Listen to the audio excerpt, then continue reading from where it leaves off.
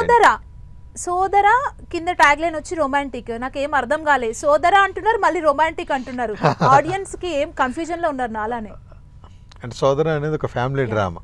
ఇప్పుడు మీరు నెక్స్ట్ ఏదైతే అడిగిండో అదేంటి అనేది సినిమాలో ఎంజాయ్ చేయాలి, అప్పుడు రివీల్ చేస్తారా మీరు సినిమాలో? అవును, ఇప్పుడు మహేష్ బాబు, వెంకటేష్ బాబు, సంపూర్ణేష్ బాబు ఇట్లా వెళ్తుంది ఫ్లో. అందరు కూడా ఆ రేంజ్ లో, అంటే మీరు స్క్రీన్ మీదకి వచ్చిరంటే చాలు అందరు పెదాల మీద నవ్వొచ్చేస్తే సంపూర్ణేష్ బాబు గారు. ఎట్లా అనిపిస్తుంది మీకు ఇండస్ట్రీకి వచ్చిన తర్వాత ఇంత మంచి హిట్స్ వస్తున్నాయి కెరియర్? చాలా హ్యాపీ.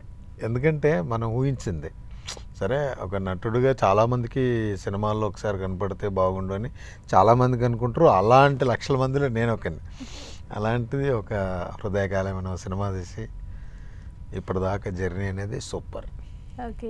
అండ్ ఈ మళ్ళీ ఒకటి గుర్తొచ్చింది ఇప్పుడే నాకు, సోదరా అని అందరు అనలేరు కదా, ఎందుకు మీరు సోదరా అని పెట్టుకున్నారు సంపూర్ణేష్ బాబు? కథ అంత బలమైనటువంటిదండి. అంటే బ్రదర్స్, అన్నదమ్ముల సెంటిమెంట్, అమ్మ నాన్న ఒక వెయిట్. అంటే కొంచెం తమ్ముడు అంటే మన మామూలుగా అంటే అన్నకున్నంత వెయిట్ ఉండని ఒక తమ్ముడితో జరిగే కథ.